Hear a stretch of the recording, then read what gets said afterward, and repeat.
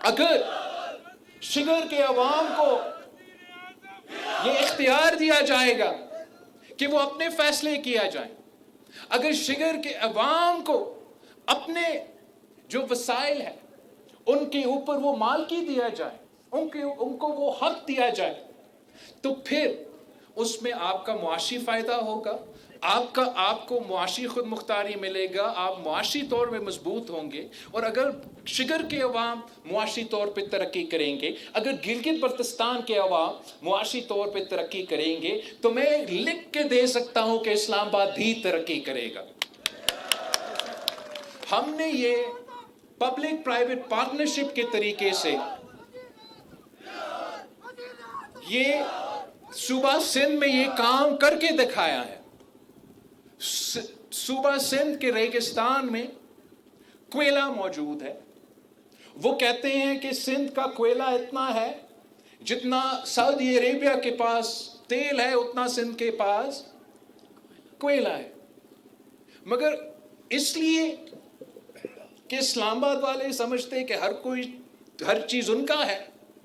90 के दहाई से जद्दोजहद करती आ रही थी शहीद मोहतरमा बेनज़ीर भुट्टो कि ये थर का कोयला से हम सबसे पहले फ़ायदा थर पाकर के अवाम को दे, फिर सिंध के अवाम को दे, और उसके बाद ज़रूर पाकिस्तान के अवाम को फ़ायदा होगा, तरक्की करेंगे, मुआशी फ़ायदा होगा।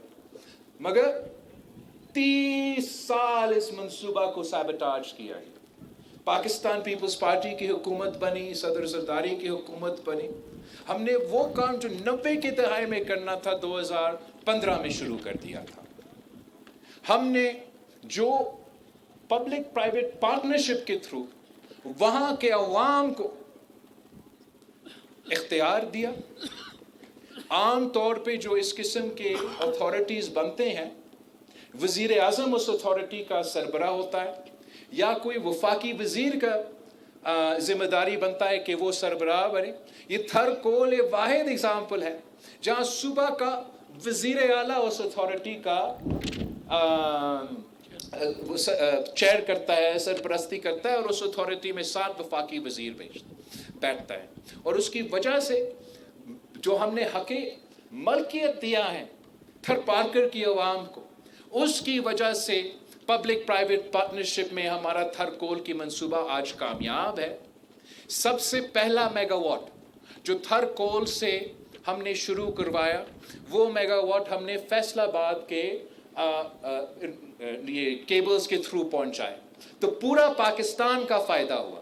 पहले थर पारकर के अवाम, फिर सिंध के अवाम, और आखिर पूरा पाकिस्तान को सबसे कम कीमत जो बिजली मिलता है वो वहाँ से थर पारकर से दिया जाता है। वैसे ही मैं समझता हूँ कि अगर हम हक़ मलकियत गिलगित बल्तिस्तान के अवाम को देंगे, अगर हम मुकामी लोगों को अपना हिस्सा देंगे, अपना प्रायोरिटी देंगे, तो वो भी तरक्की करेंगे और वो पूरे पाकिस्तान को के लिए तरक्की का रास्ता बनेगा।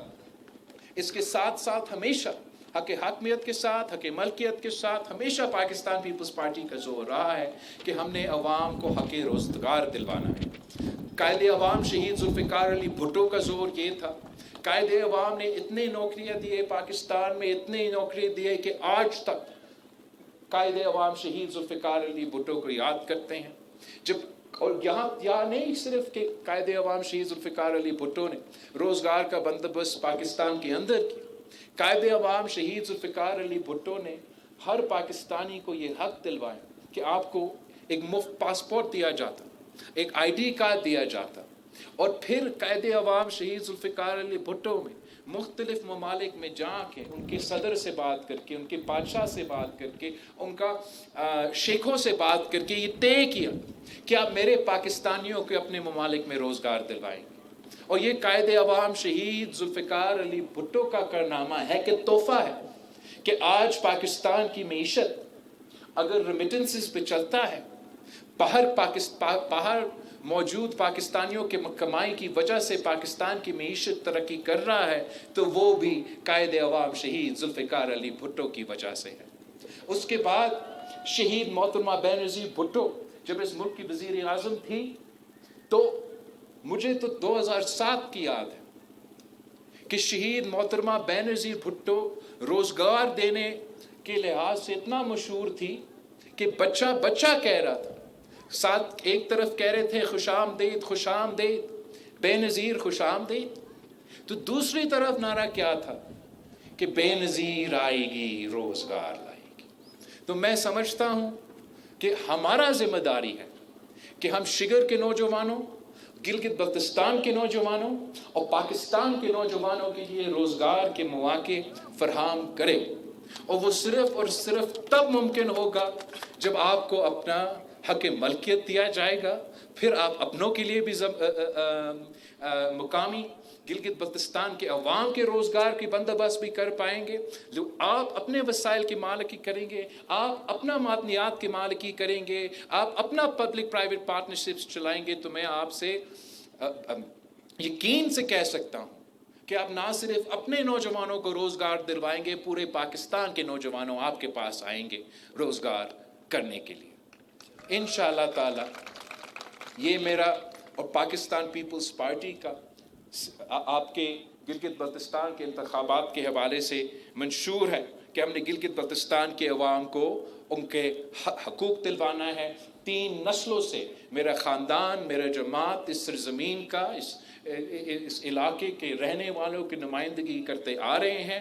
اور اب میرا ذمہ داری ہے، آپ کا ذمہ داری ہے، میرا باری ہے، آپ کی باری ہے کہ ہم مل کر جدوجہد کریں، مل کے اسٹرگل کریں، مل کے پارٹی کا پرچم کو بلند کریں اور اپنے عوام کو وہ حقوق دلوائے جو قائد عوام نے وعدہ کیا تھا.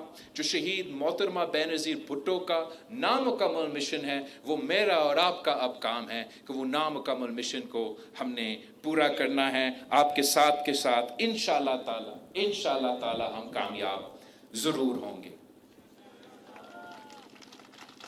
میں اس بات پہ ضرور غور دلوانا چاہوں گا کہ ہم جس وقت میں آپ سے مخاطب ہوں تو ہمارے پورے خطے میں اور پوری دنیا میں ایک پریشانی ہے.